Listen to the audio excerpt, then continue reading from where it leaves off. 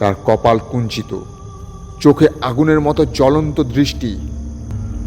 গভীর কণ্ঠে তিনি মন্ত্রোচ্চারণ শুরু করলেন। ওম কালী মহাকালিকায় ভদ্রকালী সর্বভূতহারে, ওম চামুণ্ডায় চণ্ডিকায় নমো, ওম রিং ক্রিং কাল ভৈরবায় মহাগত্রায় ফট ফট ফট স্বাহা।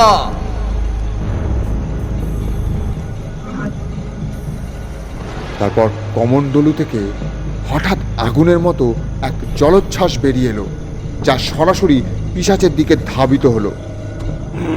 পিশাচ বিকট গর্জন করল, কিন্তু এক চুলো নড়ল না।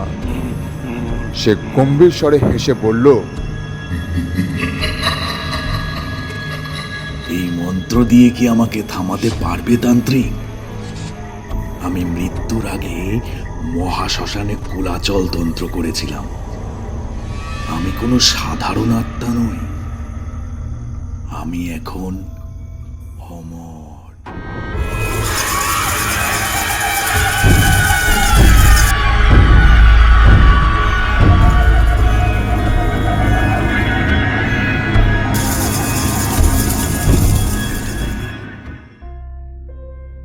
নমস্কার শ্রোতা বন্ধুরা, আপনারা শুনছেন মর্টলেনের আড্ডা। আমার সমস্ত শ্রোতা বন্ধুদের জানাই নতুন বছরের প্রীতি ও শুভেচ্ছা, বড়দের প্রণাম ও ছোটদের ভালোবাসা। আজ ঠাকুরমশাই যে গল্প আমাদের শোনাবে তা ঘটে গেছে তার তান্ত্রিক জীবনের একদম শুরুর দিকে, যখন সবে মাতু পাগলি ও মধু সুন্দরী দেবীর সান্নিধ্য লাভ পেয়েছেন। তাহলে চলুন আর দেরি না করে চটপট শুনে ফেলি সেই ভয়ঙ্কর অভিজ্ঞতার কথা। আর আপনি যদি আমাদের চ্যানেলে নতুন হয়ে থাকেন তাহলে অবশ্যই চ্যানেলটি সাবস্ক্রাইব করে পাশে থাকা বেল আইকনটি প্রেস করে দিন ঠাকুরমশাইয়ের মুখ থেকে আরও নতুন ও ভয়ঙ্কর সব গল্প শোনার জন্য।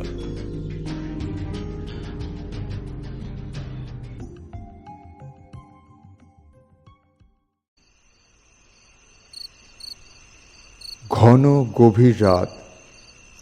গুমঘর লেনের সরু পথ ধরে হেঁটে চলেছি আমরা।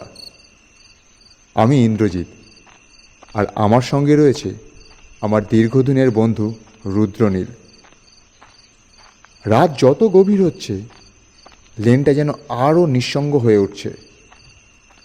রাস্তার দুই ধারে সারি সারি পুরনো বাড়ি। জানলার কপাট বেশিরভাগই বন্ধ। কোথাও সামান্য আলো, কোথাও আবার নিখাদ অন্ধকার। কিছু বাড়ির দরজায় তেল চিটচিটে নাম ফলক ঝুলছে। সেগুলো এত পুরনো যে অক্ষরগুলো একেবারে ঘোলা হয়ে গেছে। শীতের কুয়াশায় বাতাস ভারী হয়ে আছে, যেন ধোঁয়ার আস্তরণ মাটির কাছ ঘেঁষে ঝুলে আছে। হাঁটতে হাঁটতে আমাদের পায়ের নিচে শুকনো পাতার মচমচ শব্দ হচ্ছে। মাঝে মাঝে দূর থেকে শোনা যাচ্ছে কোনো পথভ্রষ্ট কুকুরের ডাক। রুদ্রনীল পাশ থেকে বিড়ির প্যাকেটটা বের করলো। আমি হাত বাড়িয়ে সেটা কেড়ে নিয়ে বললাম, এখন না, গন্ধের টের পেয়ে যাবে। রুদ্রনীল বিরক্ত হয়ে বলল, শুধু কি তান্ত্রিকরাই টের পাবে? ভূতেরা বুঝতে পারবে না? আমি কোনো উত্তর দিলাম না। ও বিড়িটা পকেটে রেখে দিল, কিন্তু বিরক্তি গেল না মুখ থেকে।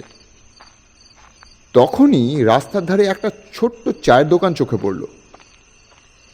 পুরনো কাঠের বেঞ্চি পাতা, সামনে উনুনের আগুনে কেটলি বসানো, আর পাশে কাঁচের বাক্সে বিস্কুট আর তেলে ভাজা রাখা। আমি দোকানদারকে জিজ্ঞাসা করলাম, এক কাপ চা দেবেন? রুদ্রনীল বেঞ্চির ওপর বসতে বসতে বলল, দুটো চা আর সঙ্গে 4টে সিঙ্গাড়া দিন তো। দোকানদার কাঁচের বাক্স থেকে সিঙ্গাড়াগুলো নামিয়ে ভাঁজ করা কাগজের ঠোঙায় দিল, আর সঙ্গে মাটির ভাঁড়ে 2 ভাঁড় চা।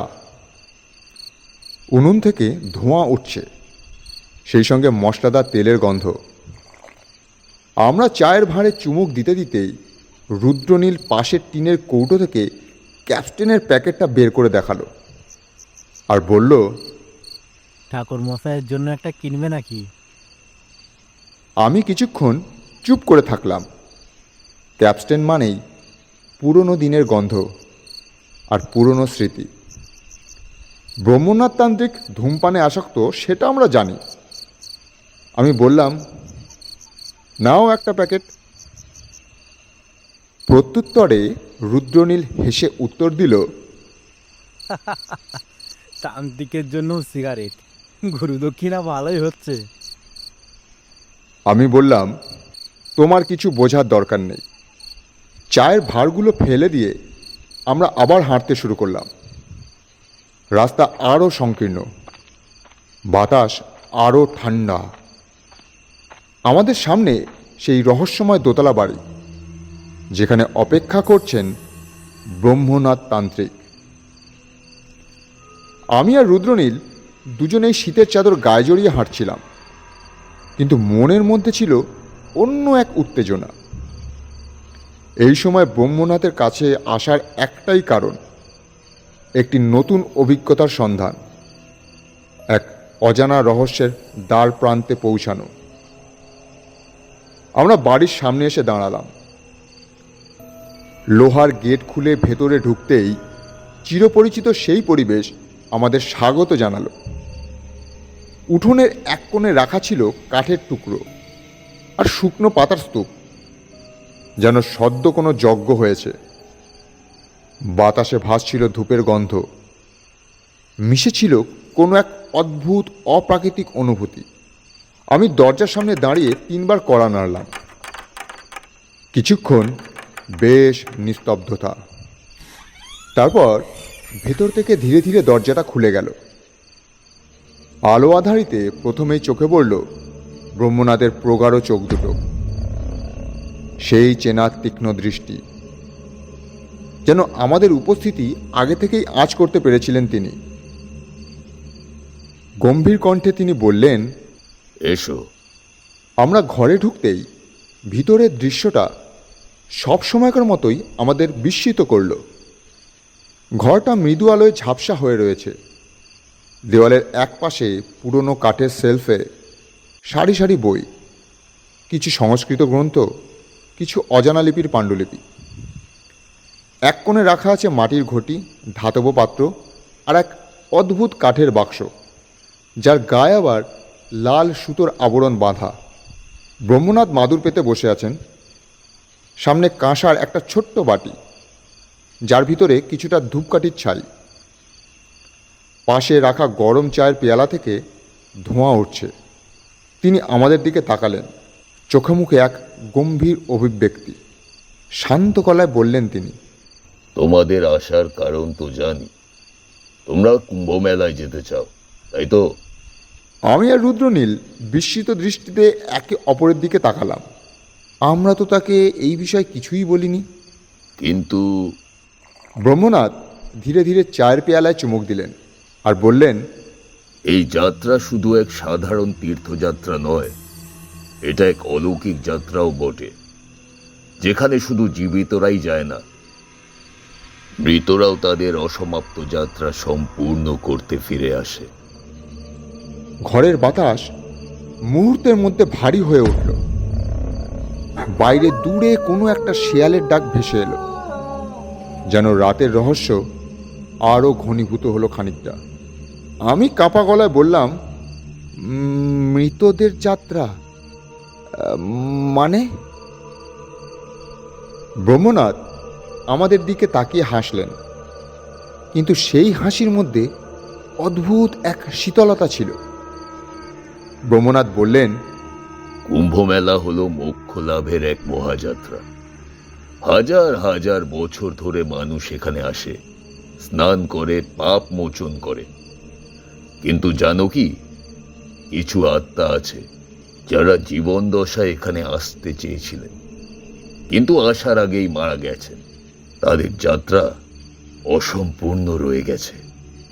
রুদ্রনীল ফিসফিস করে বলল, তাহলে তারা তারা ফিরে আসে, পৃথিবী আর পরলোকের মাঝামাঝি থেকে। একটা ঠান্ডা শিহরণ আমার মেরুদণ্ড বেয়ে নিচে নেমে গেল। ব্রহ্মনাথ ধীরে ধীরে উঠে দাঁড়ালেন। তারপর জানলার দিকে এগিয়ে গিয়ে বাইরের দিকে তাকালেন। বাইরে কুয়াশা ক্রমশ ঘন হচ্ছে, আর তার মাঝে দূর থেকে কোনো কিছু অস্পষ্টভাবে নড়তে দেখা যাচ্ছে। তিনি আমাদের দিকে ফিরে বললেন, এইবার কুম্ভ মেলায় শুধু সাধুরা, তীর্থযাত্রীরা আর অঘরীরাই থাকবে না, আরো কিছু থাকবে, কিছু যা আমাদের চোখে দেখা যাবে না, কিন্তু অনুভব করা যাবে নিশ্চয়ই। আমি আর রুদ্রনীল নিঃশব্দে একে অপরের দিকে তাকালাম। আমি বললাম, আপনার এমনটা মনে হওয়ার কারণ কি? ব্রহ্মনাথ এক মুহূর্ত চুপ করে আমার দিকে তাকিয়ে রইলেন। তারপর ধীর গলায় বললেন, তোমরা কি জানো, কিছু কিছু সংবাদ মানুষ স্বাভাবিকভাবে জানতে পারে না, কিন্তু কোনো এক অদৃশ্য শক্তি সেটা তাদের জানিয়ে দেয়। আমি আর রুদ্রনীল নিঃশব্দে মাথা নেড়ে সম্মতি জানালাম। তিনি চেয়ারটা একটু পেছনে ঠেলে শরীরটা আরামদায়ক ভঙ্গিতে রাখলেন। তারপর বললেন, 3 রাত আগে আমি এক অভিজ্ঞতার মধ্যে দিয়ে গেছি, যা সাধারণ চোখে দেখা সম্ভব নয়। হে, বুঝলাম এই যাত্রা আমাদের জন্য সহজ হবে না। সকাল থেকেই আকাশ মেঘে ঢেকেছিল। কুয়াশার আস্তরণে গলি মহল্লা যেন এক অদ্ভুত রূপ নিয়েছে। আমরা ব্রহ্মনাথ বাবুর ঘরেই বসেছিলাম, কিন্তু মনে হচ্ছিল যেন বাইরের পরিবেশও আমাদের আলোচনায় গভীরতা অনুভব করছে, কিন্তু কোথাও একটা অজানা আশঙ্কাও কাজ করছে। ব্রহ্মনাথ ধীর স্বরে বললেন, কাল ভোরেই বেরোবো, তবে এই যাত্রা সাধারণ তীর্থযাত্রার মতো হবে না। তোমরা সেটার জন্য মানসিকভাবে প্রস্তুত থেকো। কিন্তু আমি একটু দ্বিধান্বিত কণ্ঠে জিজ্ঞাসা করলাম, আপনার কি মনে হয় ঠাকুরমশাই, সত্যি আমরা সেখানে অশুভ কিছু সম্মুখীন হব? ব্রহ্মনাথ চোখ বন্ধ করে কিছুক্ষণ চুপ করে রইলেন, যেন দূরের কিছু শুনতে পাচ্ছেন। তারপর বললেন, শুধু শুভ অশুভ নয়, এমন কিছু একটা ঘটবে যা তোমাদের অস্তিত্বের ধারণাকেও নাড়িয়ে দেবে। আমার শরীরে একটা শীতল স্রোত বয়ে গেল। পরের দিন ভোরবেলা আমরা বেরিয়ে পড়লাম। কুম্ভমেলায় যাবার জন্য ট্রেনের ব্যবস্থা আগেই করে রাখা হয়েছিল। ব্রহ্মনাথের সঙ্গে আরও কিছু দরকারি জিনিস নেওয়া হলো। তন্ত্র সাধনার জন্য কিছু সামগ্রী, বিশেষত কিছু পুঁথি, রুদ্রাক্ষের মালা ও ধূপকাঠি। রুদ্রনীল একটু হাসতে হাসতে বলল, ঠাকুরমশাই, আপনি না থাকলে কুম্ভ মেলার এত রহস্য খুঁজে পাওয়া একদমই সম্ভব নয়। ব্রহ্মনাথ মৃদু হাসলেন, কিন্তু সেই হাসির মধ্যে এক ধরনের গম্ভীরতা ছিল। রাতের ট্রেনেই আমাদের ঘুমিয়ে কাটানোর কথা ছিল। বাইরে চাঁদের আলো ফিকে হয়ে আসছিল, রাত গভীর হচ্ছিল। ট্রেনের কামরায় কিছু সাধু ও তীর্থযাত্রী বসেছিলেন। তারা নিজেদের মধ্যে গঙ্গার মাহাত্ম্য নিয়ে আলোচনা করছিলেন। কিন্তু হঠাৎ করেই আমার মনে হলো আশেপাশের পরিবেশ একটু অস্বাভাবিক হয়ে উঠেছে। ঘুম আসছিল না কিছুতেই, তাই জানলার পাশে গিয়ে দাঁড়ালাম। ট্রেন ছুটে চলেছে, বাইরে কুয়াশায় মোড়া পথ, অদ্ভুত এক নীরবতা। হঠাৎ একটা অনুভূতি হলো, আমাদের কামরার ঠিক বাইরেই কেউ যেন দাঁড়িয়ে আছে। আমি ধীরে ধীরে বাইরের দিকে তাকালাম। ট্রেনের দরজার পাশে এক সাধু দাঁড়িয়ে আছেন, দীর্ঘ কেশ, গায়ে ছাই মাখানো, কিন্তু চোখ দুটো যেন গভীর গহ্বরের মতো। তার শরীর দেখে মনে হলো যেন ঠিক এই জগতে তিনি নেই। অন্য কোথাও, অন্য কোনো বাস্তবতায় যেন তিনি মজে আছেন। আমার গলা শুকিয়ে গেল। রুদ্রনীল তখনও ঘুমাচ্ছে, কিন্তু ব্রহ্মনাথ চুপচাপ বসে আছেন, যেন কিছু অনুভব করছেন তিনি।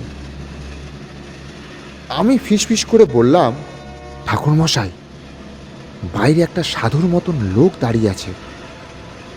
ব্রহ্মনাথ ধীরে ধীরে আমার পাশে এসে দাঁড়ালেন। দরজার দিকে খানিকক্ষণ নীরবভাবে তাকিয়ে থেকে বললেন, ওকে ডাকো, দেখো ও কিছু বলে কি না। আমি একটু দ্বিধাগ্রস্ত হয়ে সেই সাধুকে গিয়ে বললাম, মহারাজ, আপনি আমাদের কামরার বাইরে দাঁড়িয়ে আছেন। কোনো সাড়া নেই। ব্রহ্মনাথ এবার নিজেই দেখতে এসেছিলেন, কিন্তু সেখানে কেউ নেই। আমি আর রুদ্রনীল হতবাক। এই মাত্র তো আমি স্পষ্ট দেখেছি সেখানে কেউ দাঁড়িয়েছিল। ব্রহ্মনাথ দরজার বাইরে তাকিয়ে কিছুক্ষণ নীরব থেকে বললেন, এই কুম্ভ মেলার পথে শুধু জীবিতরাই যাত্রা করছে না, হয়তো মৃতরাও যাত্রা করছে। ট্রেন আমাদের নির্দিষ্ট স্টেশনে এসে থামল। আমরা গঙ্গার ঘাটের দিকে এগিয়ে চললাম। কুম্ভমেলার ভিড় তখনও গাঢ় হয়নি, তবে আশেপাশে বিভিন্ন তীর্থযাত্রী, সন্ন্যাসী, নাগা সাধুদের দেখা যাচ্ছিল। গঙ্গার শীতল বাতাস আমাদের গায়ে এসে লাগছিল, কিন্তু সেই বাতাসের মধ্যে যেন একটা অজানা গন্ধ ছিল, একটা পুরনো মলিন, প্রায় ভুলে যাওয়া আতঙ্কের গন্ধ।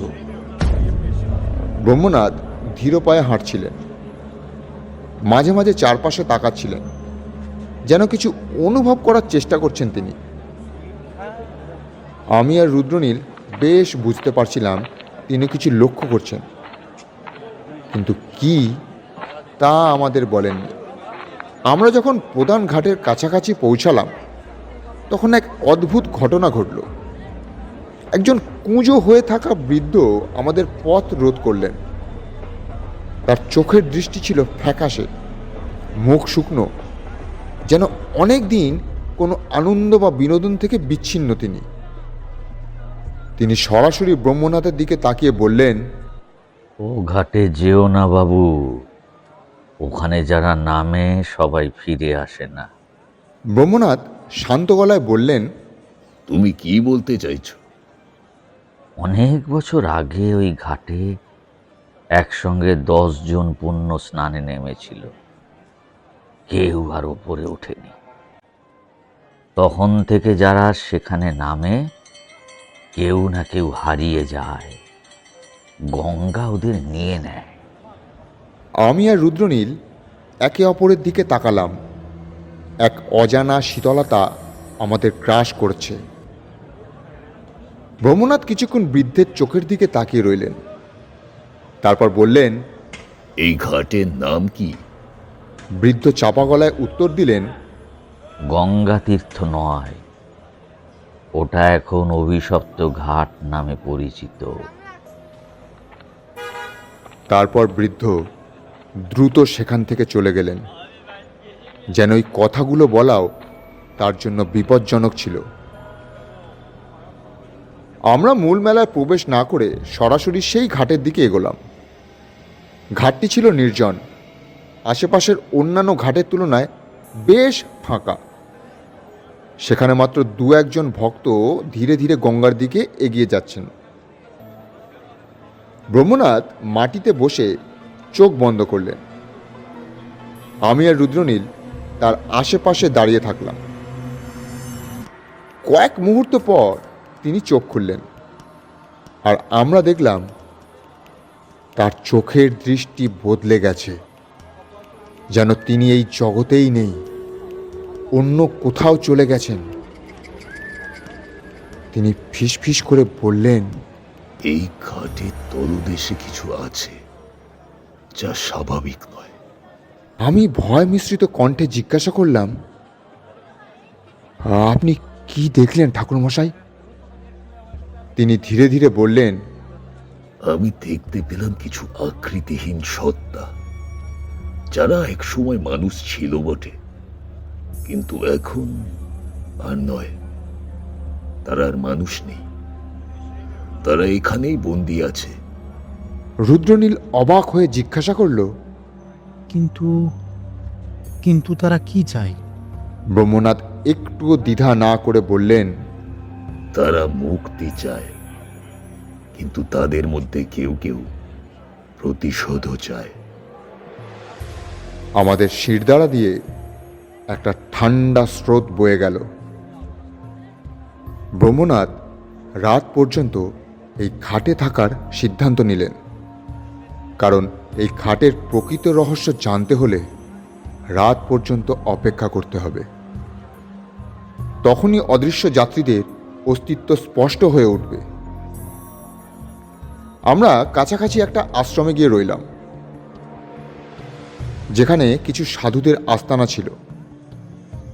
ব্রহ্মনাথ ওদের সাথে কথা বললেন এবং ওরা আমাদের সতর্ক করে বললেন, ওই জায়গায় রাতের বেলা কিছুই স্বাভাবিক থাকে না। যদি সত্যি সেখানে যাও, তবে ওই নিজের প্রাণের জন্য প্রস্তুত থেকো। আমি আর রুদ্রনীল একে অপরের দিকে তাকালাম। আমরা বুঝলাম রাত নামলে ভয়ঙ্কর কিছু অপেক্ষা করছে আমাদের জন্য।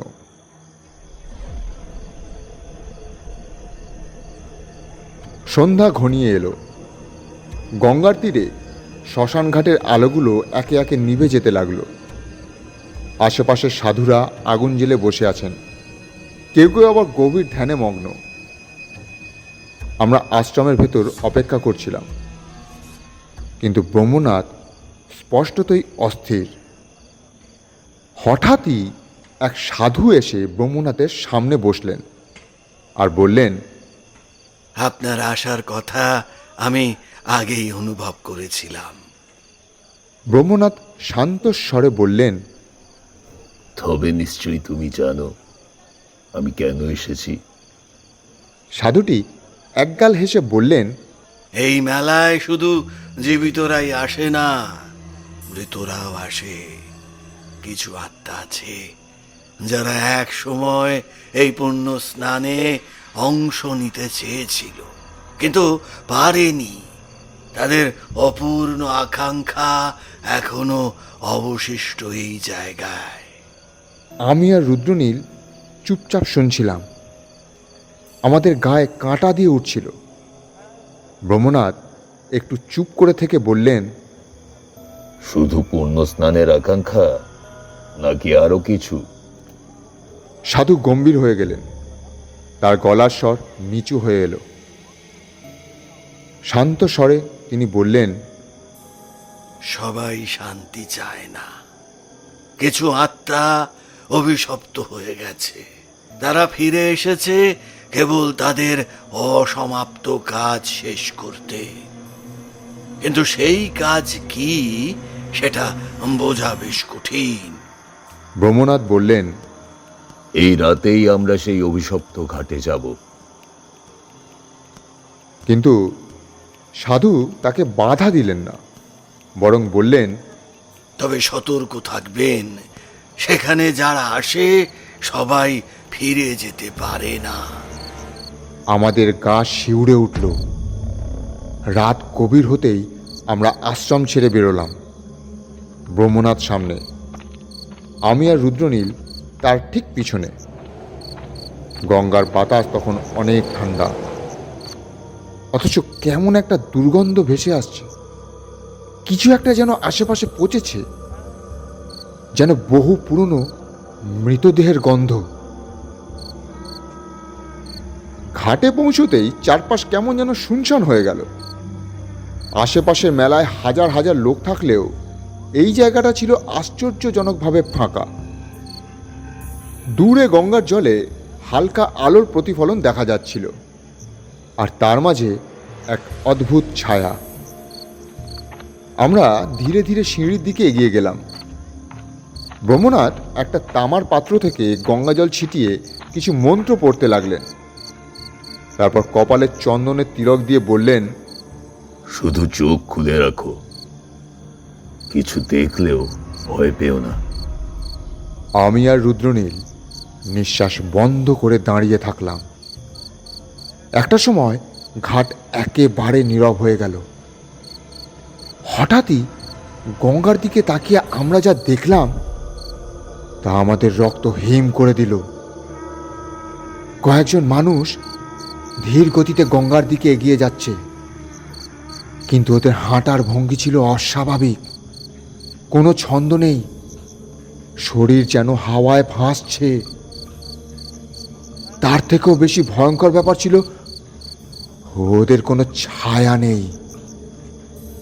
আমি রুদ্রনীলের হাতটা চেপে ধরলাম। রুদ্রনীল ফিস ফিস করে বলল, ওরা ও- ও- ও- ওরা কি মানুষ?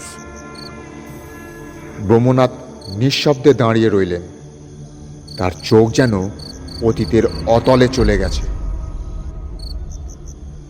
এরপর যা ঘটল তা আরো ভয়াবহ। তাদের মধ্যে একজন ধীরে ধীরে গঙ্গার ধারে পৌঁছালো। তারপর হঠাৎ করে সে সামনে ঝুঁকে গেল এবং এক মুহূর্তে যেন নদীর গভীরে টেনে নেওয়া হলো। কোনো শব্দ নেই, কোনো ছটফটানি নেই, শুধু এক নিমেষে বিলীন হয়ে গেল সে। আমাদের শরীর ঠান্ডা হয়ে গেল আতঙ্কে। ব্রহ্মনাথ গম্ভীর স্বরে বললেন, এই ঘাটে এমন কিছু আছে যা তাদের বেঁধে রেখেছে। ওরা মুক্ত হতে চায়, কিন্তু কেউ বা কিছু তাদের যেতে দিচ্ছে না। রুদ্রনীল অস্ফুট স্বরে বলল, তাহলে তাহলে কি ওরা অভিশপ্ত? ব্রহ্মনাথ মাথা নাড়লেন। হয়তো, অথবা হয়তো ওরা কেবলই ভুল জায়গায় এসে পড়েছে। আমি কাঁপতে কাঁপতে বললাম, আমরা তাহলে কি করব? ব্রহ্মনাথ গভীর স্বরে বললেন, আজ রাতেই জানতে হবে এই অভিশাপের উৎস কোথায়। আমরা যদি এর সমাধান করতে না পারি, তাহলে শুধু মৃতরাই নয়, জীবিতরাও বিপদে পড়বে। ঘাটের বাতাস ক্রমশই ভারী হয়ে উঠছিল।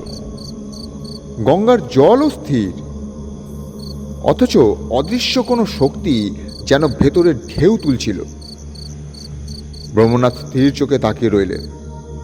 আমরা নিঃশব্দে তার পাশেই দাঁড়িয়ে রইলাম। শ্বাস নিতে পর্যন্ত ভয় পাচ্ছিলাম। হঠাৎ ঘাটের উপর এক অদ্ভুত শব্দ শোনা গেল। কান্না, ফিসফিসানি, আর্তনাদ, যেন বহু মানুষের চাপা গোঙানি একসাথে মিশে গেছে। রুদ্রনীল ফিসফিস করে বলল, এত রাতে কারা এভাবে কাঁদছে? ব্রহ্মনাথ ধীরে ধীরে বললেন, ওরা কাঁদছে না, ওরা ডাকছে। আমি বিভ্রান্ত হয়ে জিজ্ঞাসা করলাম, কাকে? ব্রহ্মনাথ কোনো উত্তর দিলেন না, বরং পাথরের সিঁড়ির দিকে চোখ রাখলেন। সেখানে গঙ্গার জল ছুঁয়ে সাদা ধোঁয়ার মতো কিছুর আভাস দেখা গেল। প্রথমে মনে হলো কুয়াশা, কিন্তু পরক্ষণেই বুঝতে পারলাম ওটা ধোঁয়া নয়, ওটা একটা মানুষের অবয়ব। একটা, দুটো, তিনটে, ক্রমশ সংখ্যাটা বাড়তে লাগলো।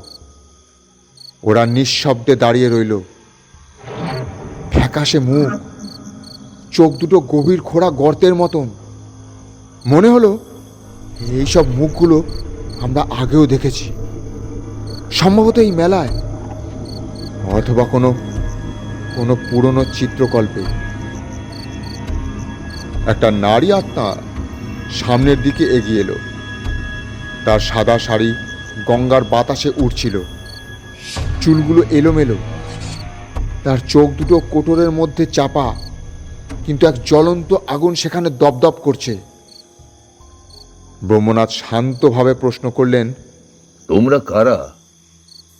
নারী আত্মাটি কাঁপা কাঁপা গলায় বলল, আমরা এসেছিলাম এই পুণ্য স্থানের জন্য। কিন্তু আমরা ফিরে যেতে পারিনি। আমার গা শিউরে উঠল। আমি রুদ্রনীলের হাত শক্ত করে চেপে ধরলাম। ব্রহ্মনাথ সেই নারী আত্মাটিকে জিজ্ঞাসা করলেন, তা তোমরা ফিরে যেতে পারোনি কেন? এই কথা শুনে হঠাৎই এক বৃদ্ধ আত্মা সামনে এসে দাঁড়ালো। তার কণ্ঠস্বর গর্জনের মতো। আমাদের আত্মা এখানেই বেঁধে রাখা হয়েছে, আমাদের শান্তি নেই। তা কে বেঁধে রেখেছে তোমাদের? শব্দ বন্ধ হয়ে গেল। চারিপাশে এক অদ্ভুত নিস্তব্ধতা। বাতাসও থমকে গেল। তারপর গঙ্গার জলে এক ভয়ঙ্কর গর্জন উঠল। গঙ্গার জল কিছুটা সরে গিয়ে একদম ঘোলাটে হয়ে গেল। তার ভিতর থেকে কিছু একটা উঠে আসছিল, কালো, বিকৃত এবং অতিমানবীয়। প্রথমে মনে হলো সেটা কোনো জলজ জন্তু, কিন্তু যখন সে সম্পূর্ণ বেরিয়ে এলো তখন আমাদের সমস্ত রক্ত হিম হয়ে গেল। সে মানুষ নয়, আত্মাও নয়, সে ছিল এক শক্তিশালী পিশাচ। তার দেহ ছিল চামড়াহীন, যেন যেন কেউ মাংস খুলে নিয়েছে। তবুও তার চোখ জ্বলছে আগুনের মতো। সে বিশাল দেহী, শক্তিতে পরিপূর্ণ, এবং তার মুখের কোণে বিকৃত হাসি। ব্রহ্মনাথ ধীরে ধীরে মাথা তুলে তাকালেন। তার গলায় মৃদুস্বরে মন্ত্র ধ্বনিত হলো। ক্রিং ক্রিং চণ্ডিকায় নমঃ। পিশাচটি গম্ভীর কণ্ঠে হেসে উঠল। তুমি কি আমাকে থামাতে এসেছো তান্ত্রিক? ব্রহ্মনাথ ঠান্ডা গলায় বললেন, আমি তোমার অভিশাপের মূল জানতে এসেছি। তবে এসো, যদি পারো আমাকে থামিয়ে দাও।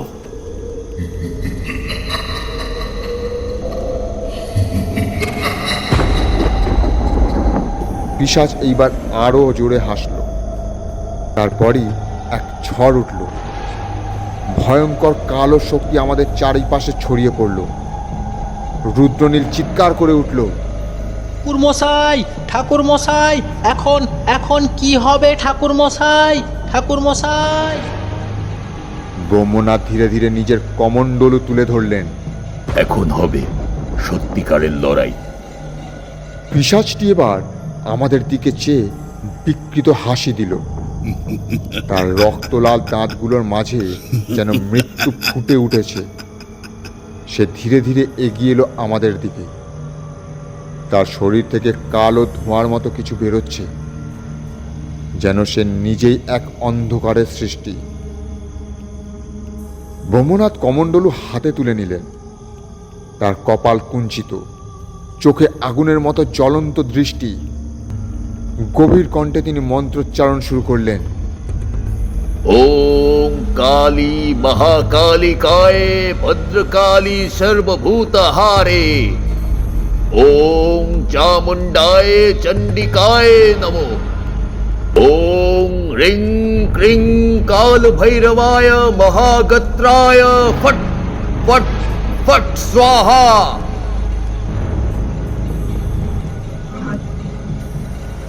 তারপর কমণ্ডলু থেকে হঠাৎ আগুনের মতো এক জলোচ্ছ্বাস বেরিয়ে এলো, যা সরাসরি পিশাচের দিকে ধাবিত হলো। পিশাচ বিকট গর্জন করল, কিন্তু এক চুলও নড়ল না। সে গম্ভীর স্বরে হেসে বলল, এই মন্ত্র দিয়ে কি আমাকে থামাতে পারবে তান্ত্রিক? আমি মৃত্যুর আগে মহাশ্মশানে কুলাচল তন্ত্র করেছিলাম। আমি কোনো সাধারণ আত্মা নই, আমি এখন অমর।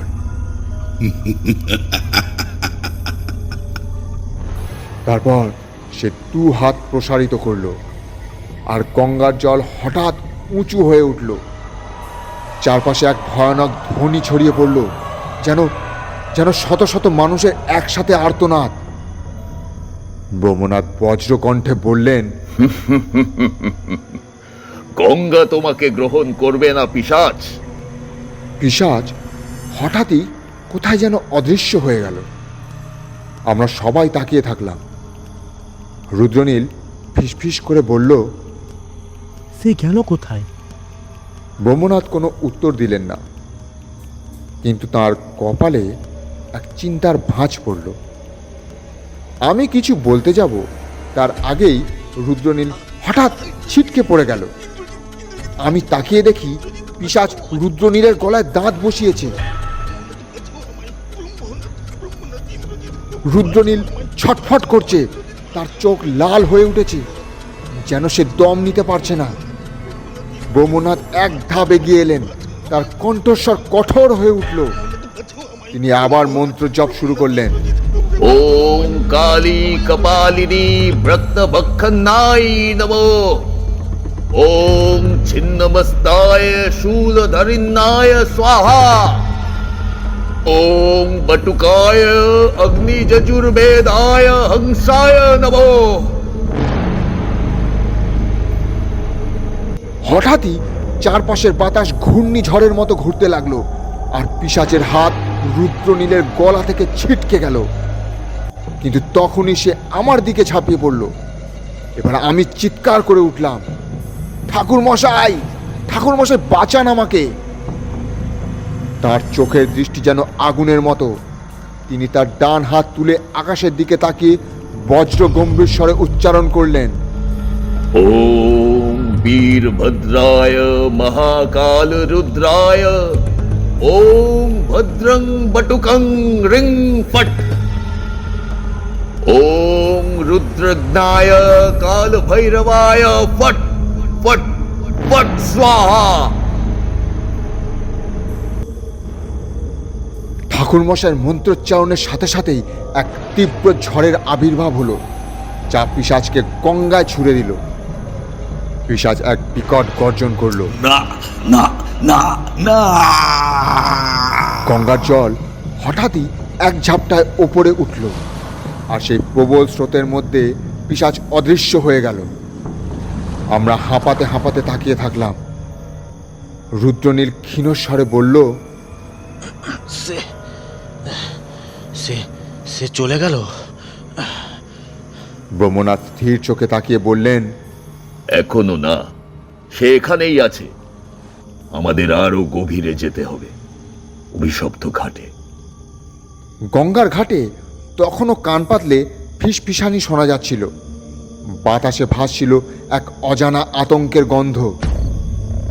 ঘাটের দিকে এগোতে গিয়ে গঙ্গার বাতাস যেন আরো ভারী হয়ে উঠল। অন্ধকারে মনে হচ্ছিল নদীর জল কিছু যেন গোপন করছে, একটা অতল রহস্য, একটা চাপা আতঙ্ক। আমরা ধীর পায়ে এগিয়ে চলেছি। আশেপাশে কারো কোনো অস্তিত্ব নেই, অথচ মনে হচ্ছে শত শত অদৃশ্য চোখ আমাদের দিকে চেয়ে আছে। আমি ফিসফিস করে বললাম, ঠাকুর মশাই, আমার মনে হচ্ছে কেউ আমাদের অনুসরণ করছে। ব্রহ্মনাথ স্থির কণ্ঠে বললেন, তারা শুধু অনুসরণ করছে না, তারা অপেক্ষাও করছে। কারা? তিনি গম্ভীর স্বরে বললেন, যারা এক সময় এই ঘাটে এসেছিল কিন্তু আর ফিরে যেতে পারেনি। আমিও রুদ্রনীল স্তব্ধ হয়ে গেলাম। এই ঘাট অভিশপ্ত। বহু বছর আগে এখানে বহু মানুষের মৃত্যু হয়েছিল।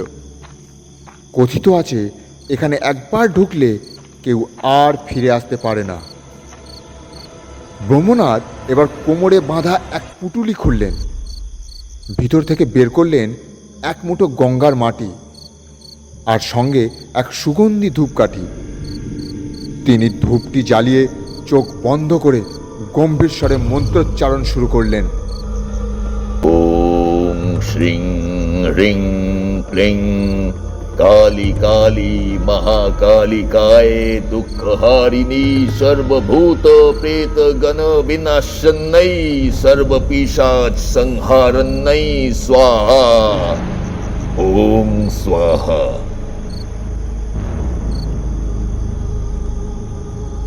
হঠাৎ একটা বিকট শব্দ হলো। ঘাটের ধারে গঙ্গার জল প্রবল বেগে ঘুরতে লাগলো, যেন সেই ঘূর্ণির মাঝে কেউ আটকে আছে। আর সেই জল থেকে বেরিয়ে এলো এক একটি ছায়ামূর্তি। তারা সবাই মৃত, তাদের চোখে আলো নেই, মুখগুলো বিবর্ণ, শরীর কঙ্কালসার, কিন্তু তারা নড়ছে।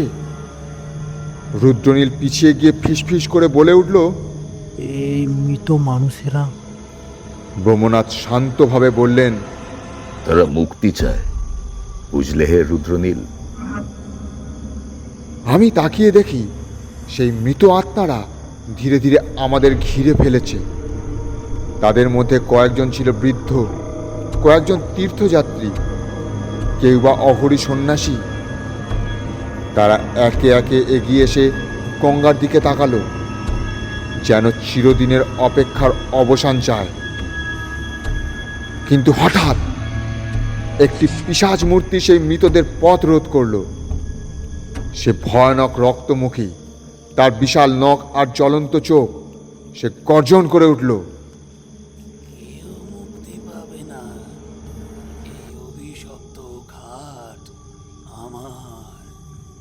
ব্রহ্মনাথ এবার শক্ত হয়ে দাঁড়িয়ে গেলেন।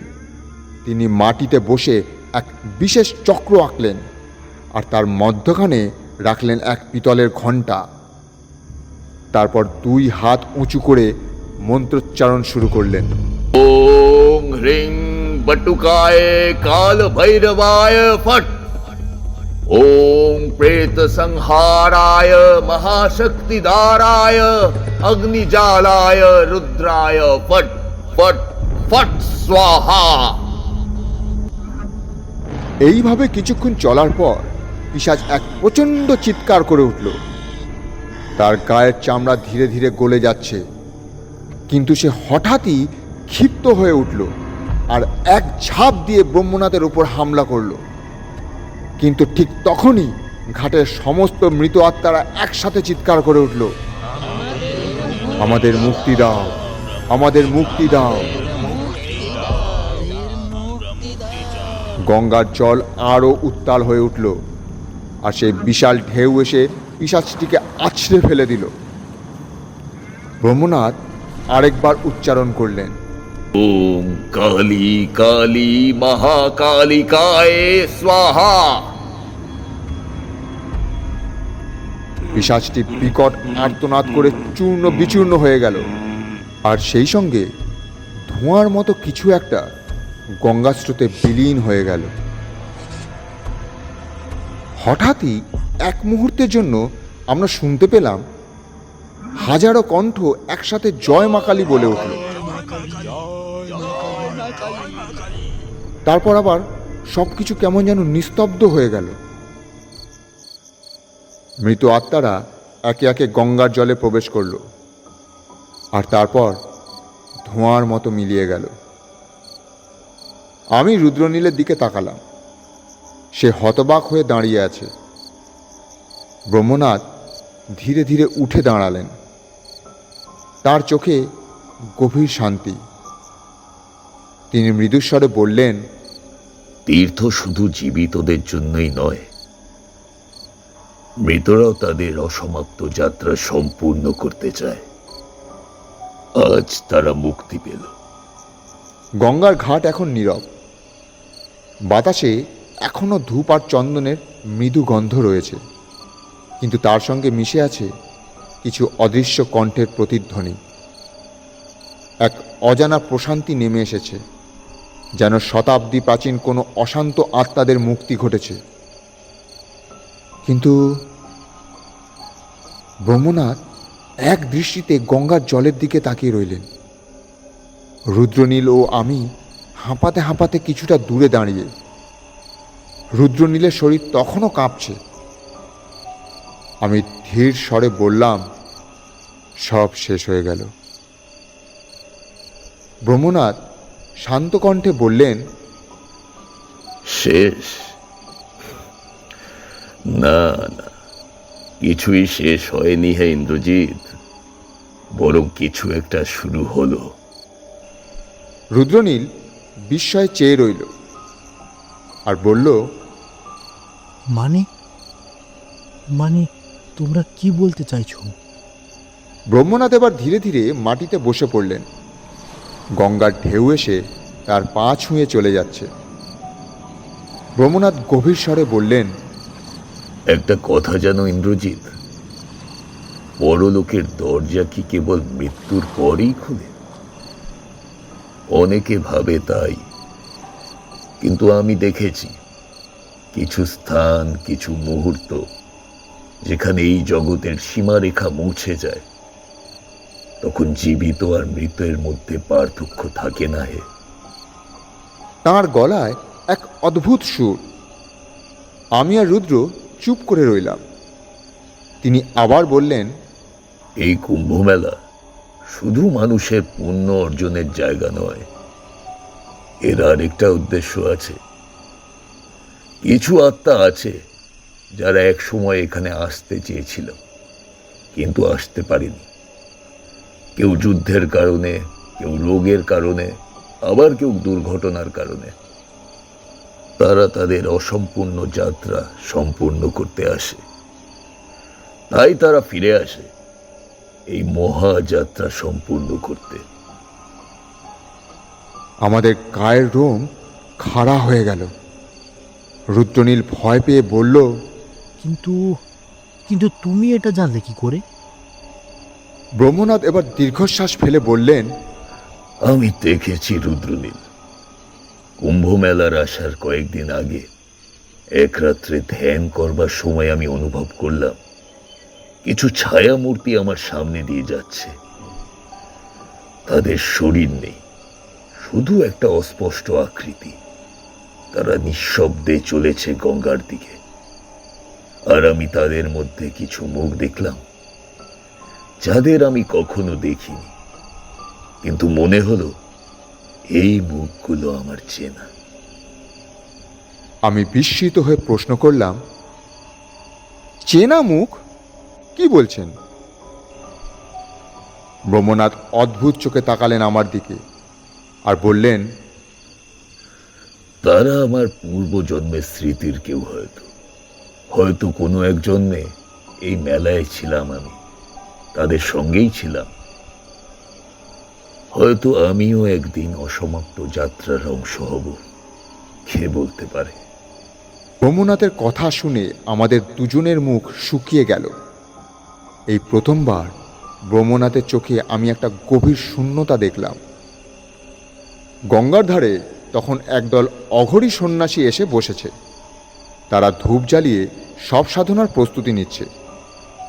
এই সাধনার অর্থ হল মৃতদের আত্মাকে চূড়ান্ত মুক্তি দেওয়া। ব্রহ্মনাথ হঠাৎ উঠে দাঁড়ালেন। তিনি আমাদের দিকে তাকিয়ে বললেন, চলো এবার ফিরে যাই। এই রাত আমাদের অনেক কিছু দেখিয়েছে, কিন্তু মনে রেখো, কুম্ভ মেলা শুধু একবার হয় না, আবার হবে, এবং সেই দিন আবার কিছু মৃত আত্মা ফিরে আসবে তাদের অসমাপ্ত যাত্রা সম্পূর্ণ করতে। বাতাসে তখনও মন্ত্রের ধ্বনি ভেসে বেড়াচ্ছে।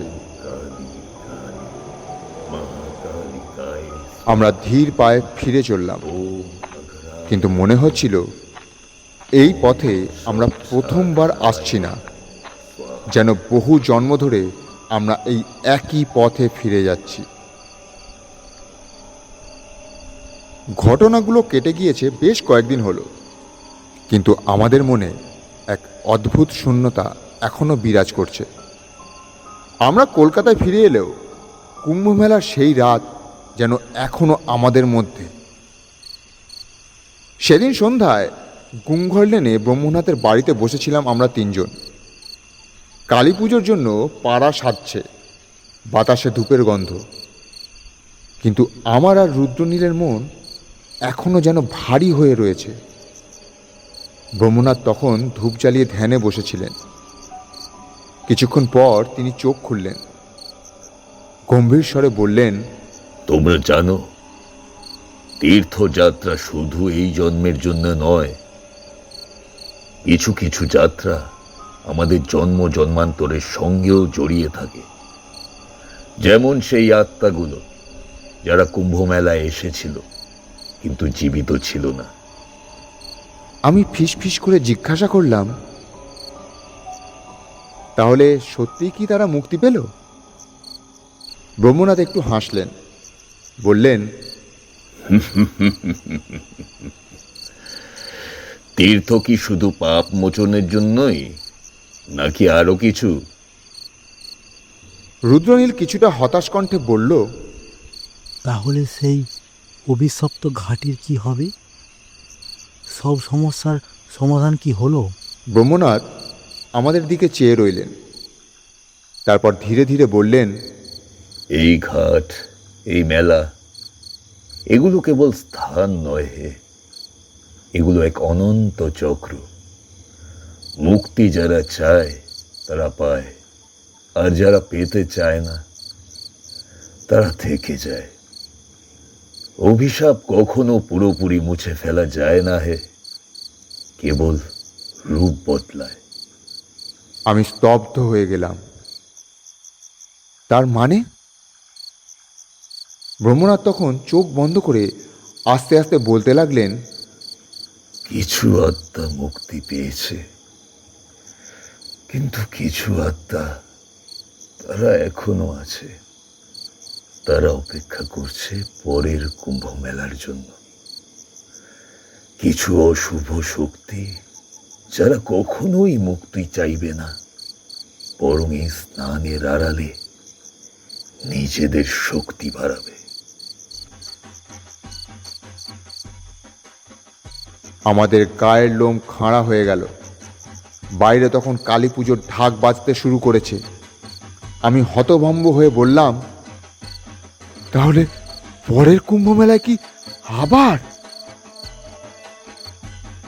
ব্রহ্মনাথ শান্তস্বরে বললেন,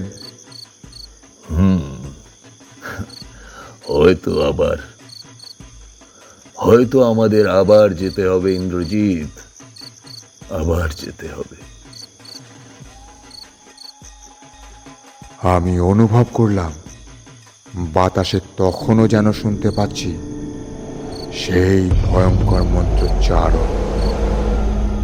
ওম কালী মহাকালিকায় নমো, ওম সব সাধনায় স্বাহা, ওম লোকায় মুক্তিদাতা কালী নমঃ।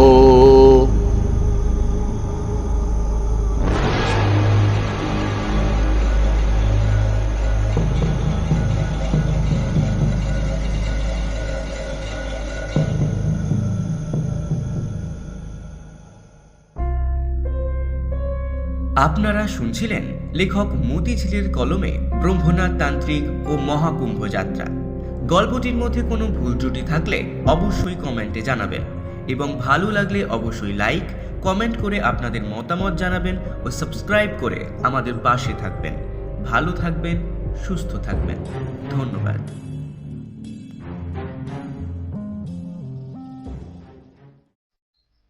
ভৈরব চক্রবর্তীর মুখে এই গল্পটি শোনা অনেক দিন আগেকার কথা। বোয়ালে কদরপুর হাই স্কুলে আমি তখন শিক্ষক। নতুন কলেজ থেকে বার হয়ে সেখানে গিয়েছি। ভৈরব চক্রবর্তী ওই গ্রামের একজন নিষ্ঠাবান সেকেলে ব্রাহ্মণ পণ্ডিত। সকলেই শ্রদ্ধা করত, মানত। এক প্রহর ধরে জপ আহ্নিক করতেন। শূদ্র যাজক ব্রাহ্মণের জল স্পর্শ করতেন না। মাসে একবার বীর্যা হোম করতেন। টিকিতে ফুল বাঁধা থাকত দুপুরের পরে। সপাক ছাড়া কারো বাড়িতে কখনো খেতেন না। শিষ্য করতে নারাজ ছিলেন। বলতেন, ঈশ্বরের কাছ থেকে পয়সা নিয়ে খাওয়া খাঁটি ব্রাহ্মণের পক্ষে মহাপাপ। আরেকটি কথা, ভৈরব চক্রবর্তী ভালো সংস্কৃত জানতেন, কিন্তু কোনো স্কুলে পণ্ডিতি করেননি। টোল করাও পছন্দ করতেন না। তার মতে ওসব আমি পছন্দ করি না। ওতে গভর্নমেন্ট টাকা দেয়, বৃত্তির দিকে বড় মন চলে যায়। টোল ইন্সপেক্টরের খোসামোট করতে হয়। তবে দুটি ছাত্রকে নিজের বাড়িতে খেতে দিয়ে ব্যাকরণ শেখাতেন। বর্ষা সেবার নামে নামে করেও নাম ছিল না। দিনে রাতে গুমোটের দরুন আমরা কেউ ঘুমোতে পারছিলাম না। হঠাৎ সেদিন একটু মেঘ দেখা দিল পূব উত্তর কোণে। বেলা ৩টে। স্কুল খুলেছে গ্রীষ্মের ছুটির পরে, কিন্তু এত বীভৎস গরম যে পুনরায় সকালে স্কুল করার জন্য ছেলেরা তদবির করছে। মাস্টারদেরও উস্কানি তাতে আছে ১২ আনা। হেডমাস্টার অফিস ঘরে বসে আছেন। গোপীবাবু ইতিহাসের মাস্টার। তিনি গিয়ে উত্তেজিতভাবে বললেন, স্যার স্যার, মেঘ করেছে। হেডমাস্টার মুরলী মুখুজ্জে গম্ভীর স্বরে বললেন, কিসের মেঘ? আগে মেঘ যাকে বলে। কি হয়েছে তাতে? আগে বৃষ্টি হবে, স্কুলের ছুটি দিলে ভালো হতো স্যার। ছেলেরা অনেক দূরে যাবে, তারপর ছাতাও আনেনি অনেকে। ও মেঘে বৃষ্টি হবে না। খাস ইন্দ্রদেবের অফিসের হেডকিরানিও এতটা আত্মপ্রত্যয়ের সুরে কথা বলতে দ্বিধা করত বোধ হয়। কিন্তু সকলেই জানে মুরলী মুখুজ্জের পাণ্ডিত্যের সীমা পরিসীমা নেই। আবহাওয়া তত্ত্বটি তার নখদর্পণে। গোপীবাবু দমে গিয়ে বললেন, বৃষ্টি হবে না? না। কেন স্যার? বেশ মেঘ করে এসেছে তো। মেঘের আপনি কি বোঝেন? এটা তাত মেঘ। এ মেঘে বৃষ্টি হয় না। আমিও পাশের শিক্ষকদের বিশ্রাম কক্ষ থেকে জানলা দিয়ে মেঘটা দেখছিলাম এবং আসন্ন বৃষ্টির সম্ভাবনাতে পুলকিত হয়ে উঠেছিলাম। মুরলী মুখুজ্জের রায় শুনে আমি তাড়াতাড়ি বাইরে এসে বললাম, কিছু মনে করবেন না স্যার, বৃষ্টি কিন্তু হবে বলে মনে হচ্ছে। মুরলী মুখুজ্জে বললেন, তাত মেঘ, ওটা তাত মেঘ। মেঘ হলেই বৃষ্টি হয় না। তাহলে কোন মেঘে বৃষ্টি হয়? এখন বৃষ্টি হবে আল্ট্রোস্ট্রোস মেঘে, যাকে বলে কিনা শিট ক্লাউড। ও, তাছাড়া হাওয়া বইছে দক্ষিণ থেকে, মনসুনেও হাওয়া ঘুরে যাবে পূবে। ও। আর কোনো কথা বলতে আমাদের সাহস হলো না। কিন্তু ইন্দ্রদেব সেদিন বড়ই অপদস্থ করলেন আবহাওয়া তত্ত্ববিদ মুরলী মুখুজ্জেকে। মিনিট ১৫-র মধ্যেই মেঘের চেহারা ঘন কালো হয়ে উঠল। মেঘের চাদর ঢাকা পড়ল আরও ঘন আর একখানা মেঘের চাদর। তারপর স্কুলের ছুটি হওয়ার সামান্য কিছু আগেই ঝমঝম করে মুষলধারে বর্ষা নামল। পুরো ২টি ঘন্টা খাল, বিল, নালা, ডোবা ভাসিয়ে রাম বৃষ্টি হওয়ার পরে বেলা ৫:৩০টার সময় আকাশ ধরে গেল। ছেলেরা তখনও পর্যন্ত স্কুলেই আটকে ছিল। কোথায় আর যাবে? সবাই আমরা আটকে পড়েছিলাম। গোপীবাবু জয়গর্বে উৎফুল্ল হয়ে মুরলী মুখুজ্জেকে গিয়ে বললেন, দেখলেন স্যার, তখন বললাম বৃষ্টি আসবে, তখন ছুটিটা দিয়ে দিলে আর এমন হতো না। মুরলীবাবু বললেন, অমন হয়েই থাকে। হ্যাঁ, পড়ান তো ইতিহাস, হায়ার ম্যাথমেটিক্স পড়ালে বুঝতেন।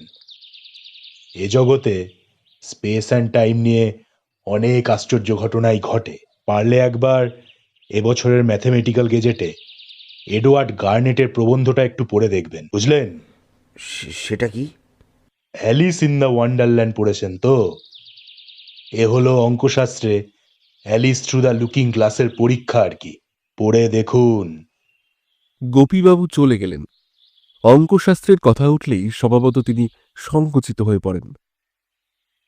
বৃষ্টি থেমেছে। স্কুল থেকে বেরিয়ে গোপীবাবু আর আমি চলেছি। দুজনেই আমরা মনে মনে বড় খুশি। হেডমাস্টারকে আজ বড় জব্দ করা গিয়েছে। রোজ রোজ কেবল চালাকি। এমন সময় ভৈরব চক্রবর্তীর বাড়ির দাওয়ায় দেখি স্বয়ং ভৈরব চক্রবর্তী দাঁড়িয়ে, চেহারায় খুব খুশি খুশি ভাব। আমাকে দেখে ডেকে বললেন, কেমন ননিবাবু, বৃষ্টি হলো তো? এই যে চক্রবর্তী মশাই, নমস্কার। হ্যাঁ, তা হলো বটে। হবে না? আজ ৩ দিন থেকে হোম করছি বৃষ্টির জন্যে। ওর বাবাকেও হতে হবে। অবশ্যই বৃষ্টির পিতৃদেবকে তা ভালো জানা ছিল না। বললাম, হোম করার ফল তাহলে ফলেছে বলতে হবে। গোপীবাবু অর্ধস্ফুট স্বরে বলে উঠলেন, লাগে তাক, না লাগে তুক। ভৈরব চক্রবর্তী কথাটা শুনতে পেয়ে বললেন, তাই বুঝি? তাহলে আসুন দুজনেই আমার বাড়িতে মাস্টার বাবুরা, আসুন দেখাই। গোপীবাবু ও আমি দুজনে দাওয়ায় গিয়ে বসলাম। মনটা বেশ ভালো।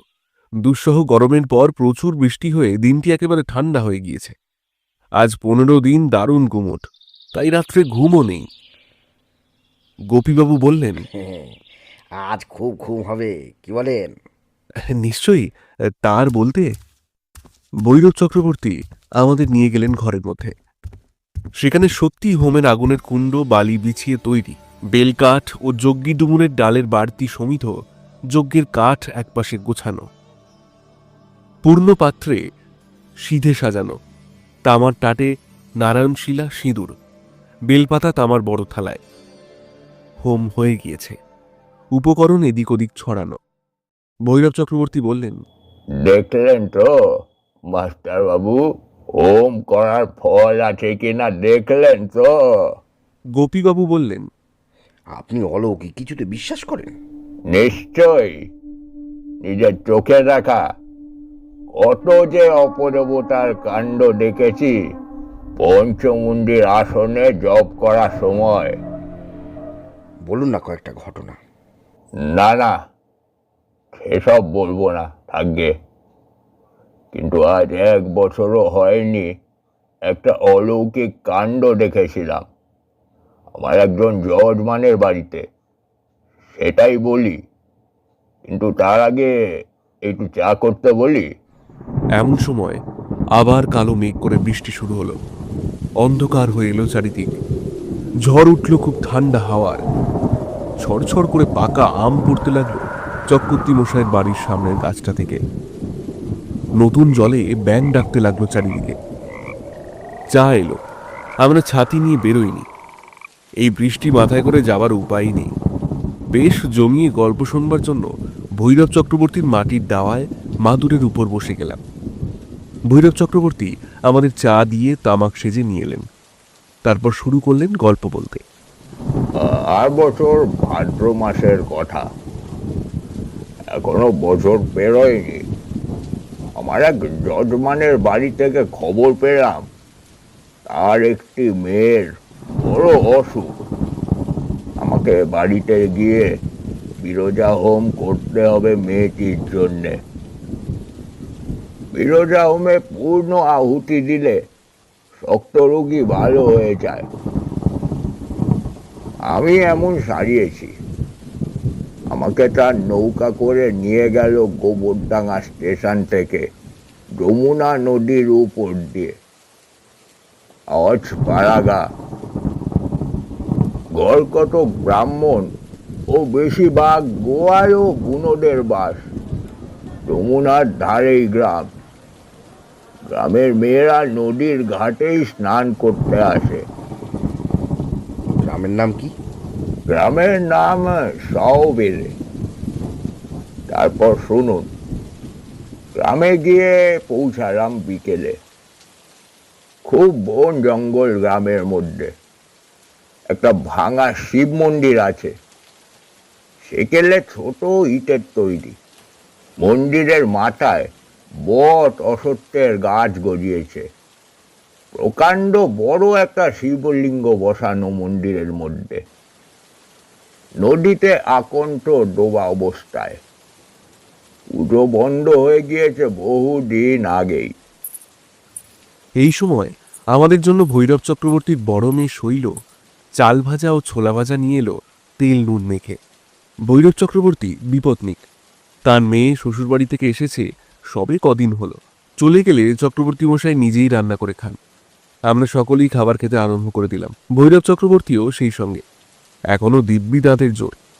ওই বয়সে এমন চাল ছোলা ভাজা যে খেতে পারে, তার দাঁত বহুদিনেও নষ্ট হবে না। তিনি খেতে খেতেই বলে চললেন, তাই শিব মন্দিরটার কথা মনে রাখবেন। এর সঙ্গে আমার গল্পের সম্পর্ক রয়েছে। তারপর আমরা গিয়ে বাড়িতে উঠে হাত পা ধুয়ে জল খেয়ে ঠান্ডা হবার পর গৃহস্বামী একটি ঘরে আমায় নিয়ে গেলেন। অসুস্থ মেয়েটি সেই ঘরেই আছে। বয়স 13-14 হবে, তবে নিতান্তই রোগা নয়, বেশ মোটা সোটা ছিল বোঝা যায়। গলায় এক রাস মাদুলি।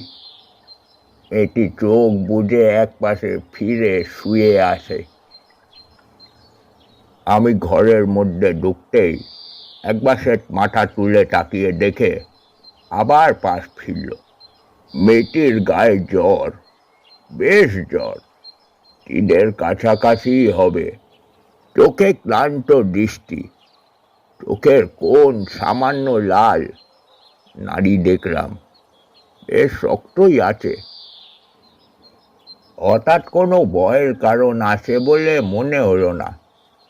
তাছাড়া আমার উপর মেয়ের চিকিৎসার ভার নেই, আমি এসেছি হোম করতে। গৃহস্বামী বললেন, আপনি আপনি আশীর্বাদ করুন, পায়ের পায়ের ধুলো দিন ওর মাথায়। পায়ের ধুলো মাথায় দিতে যাচ্ছি, এমন সময় হঠাৎ গৃহস্বামী আছাড় খেয়ে পড়ে গেলেন খাটের পাশে। আমি চমকে উঠলাম, হাত নড়ে গেল। লোকজন দৌড়ে এলো কি হয়েছে দেখতে। কিছুই সেখানে নেই, না একটা কলার খোসা, না কিচ্ছু। লোকটি পড়ে গেল কি করে? পায়ের ধুলো দেবার কথা চাপা পড়ে গেল। গৃহস্বামীর মাথায় ও মুখে ওর বড় সারা ঠান্ডা জল দিতে লাগলো। মেয়েটি ফুপিয়ে ফুপিয়ে কাঁদতে লাগলো। সে এক হইচই ব্যাপার। আমার মনটা খারাপ হয়ে গেল। আমি তান্ত্রিক, ওম করি। কিছু কিছু দৈব ঘটনা বুঝি লক্ষণ, প্রতিলক্ষণ, চিহ্ন আর ইঙ্গিত, এইসব নিয়েই দৈব। গোড়াতেই এর লক্ষণ খারাপ ছিল বলে যেন মনে হচ্ছে। তবে কি হোম করব না? সন্ধ্যার কিছু পরে শিব মন্দিরের সামনে রাস্তায় পায়চারি করছি। বড্ড গরম, বাড়ির মধ্যে হাওয়া নেই। রাস্তায় তবু একটা হাওয়া বইছে। হঠাৎ আমার কানে এলো, শুনুন, এদিকে শুনুন। কে যেন বলছে, শুনুন শুনুন। দুবার কানে এলো কথাটা। এদিক ওদিক চাইতে চোখে পড়ল। শিব মন্দিরের ভেতরে ঠিক দোরগোড়ায় একটি কে মেয়ে মানুষ দাঁড়িয়ে আছে। বললাম, আমায় বলছেন? হ্যাঁ, আপনাকেই বলছি। ও খুকির জন্য বিরজাহম করবেন না, ও বাঁচবে না।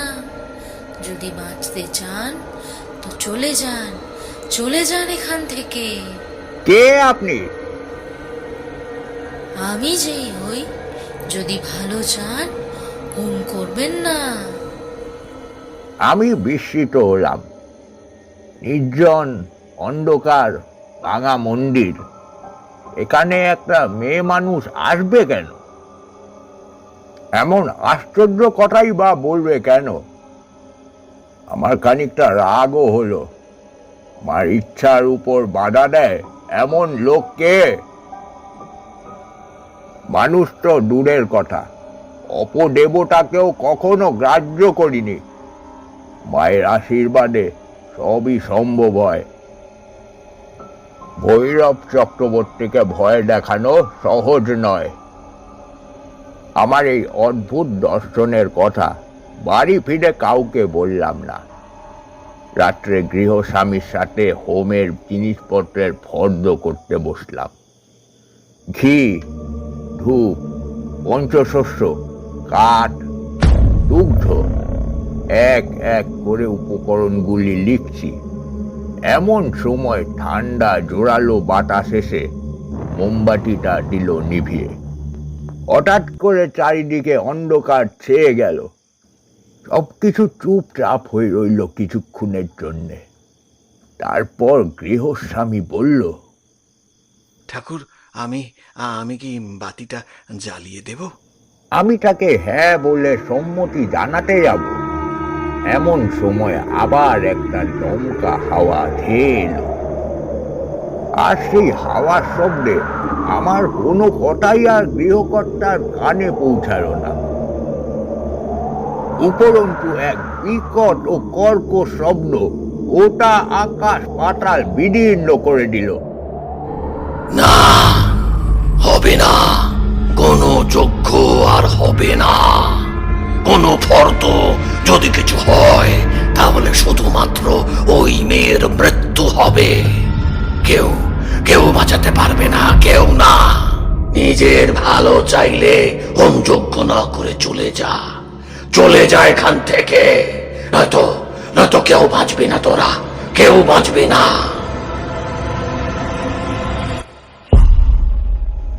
এরপর সেই গর্জন স্থির হলো।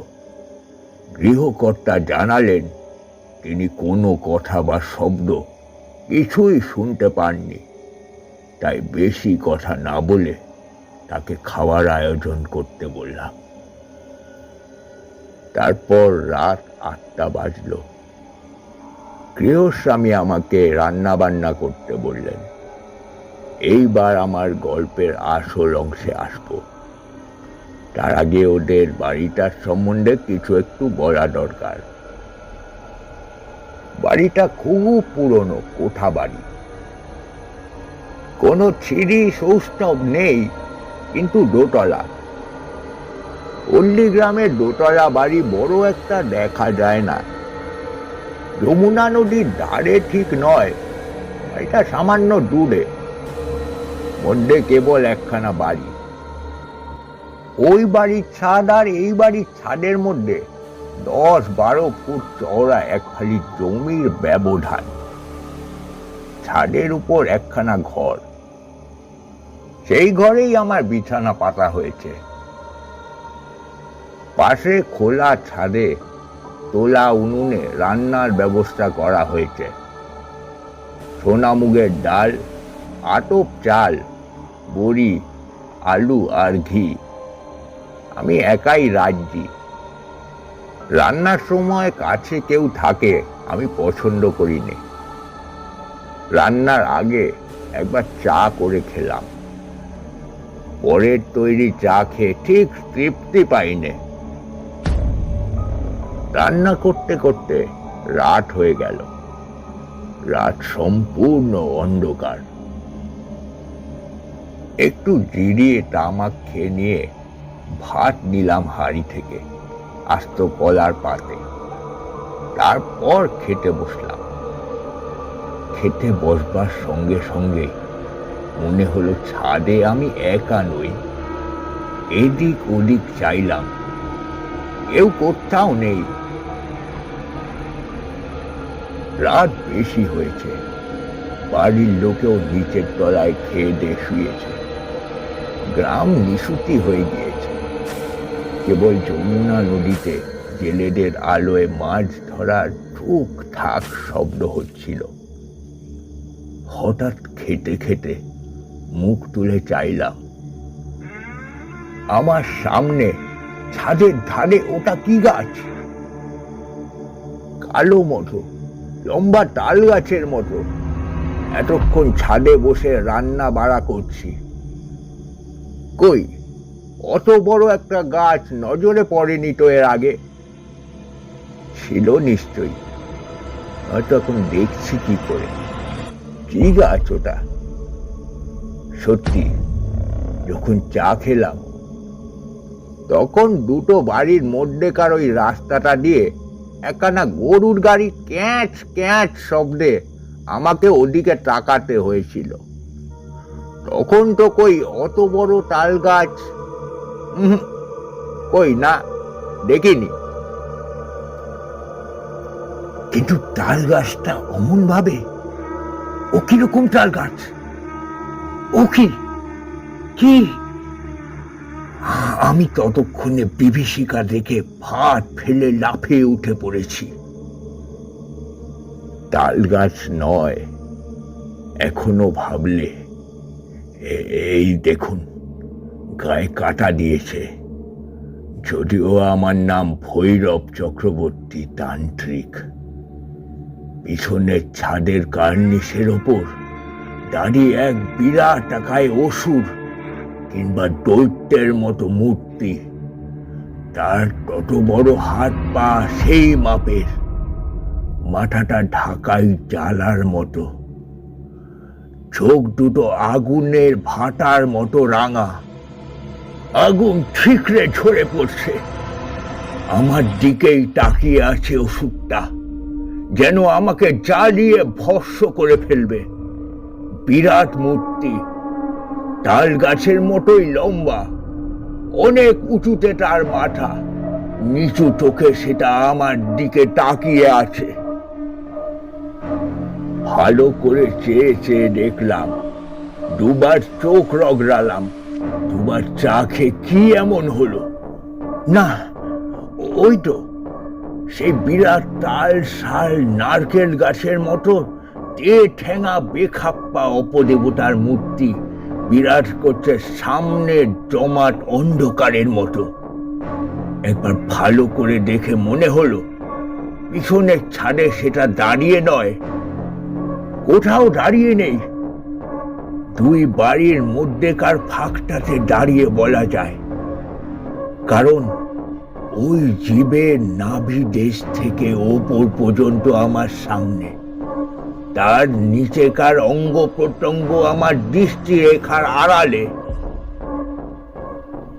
এই বর্ণনা করতে যত সময় লাগলো অতটা সময় লাগেনি আমার বার কয়েকবার দেখতে জীবটাকে। 1 থেকে 10 গুনতে যত সময় লাগে, ব্যাস আমি হলপ করে বলতে পারি অন্য যে কেউ ওই বিকট অপদেবতার মূর্তি অন্ধকার নির্জন ছাদে গভীর রাতে দেখলে তাকে আর গোলার ধানের ভাত খেতে হতো না পরদিন। আমি অপদেবতা দেখেছি পঞ্চমুণ্ডির আসনে বসলে জপের শেষের দিকে ভয় দেখাতো, কিন্তু সে যে এ ধরনের বিকট ও বিরাট ব্যাপার নয়। ভয় পেয়ে গেলাম, ঠক ঠক করে কাঁপতে লাগলাম, চোখের অন্ধকার দেখে পড়ে যাই আর কি। পড়লেই হয়ে যেত, দুর্বল মানুষ মরে ওদের হাতে, মন সবল হলে ওরাই পালায়। নিজেকে তক্ষুনি সামলে নিলাম, তারা মন্ত্র জপ করতে শুরু করলাম জোরে জোরে। সেই দিকে চেয়ে মন্ত্র জপ করতে করতে ক্রমে মূর্তি মিলিয়ে গেল অন্ধকারে। মূর্তিটা আমার সামনে সব শুদ্ধ দাঁড়িয়ে ছিল। 1 থেকে 30 গুনতে যতটা সময় নেয় প্রায় ততক্ষণ, এর খুব বেশি হবে না কখনো। সেটা মিলিয়ে যেতে আর একবার চোখ রগড়ালাম, কিছুই নেই। বিশ্বাস করুন, প্রায় সঙ্গে সঙ্গেই নিচের তলা থেকে কান্নাকাটি উঠল। রুজি মেয়েটি মারা গিয়েছে।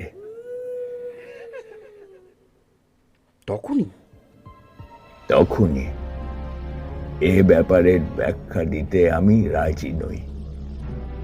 যা ঘটেছিল অবিকল তাই নিবেদন করলাম আপনাদের কাছে।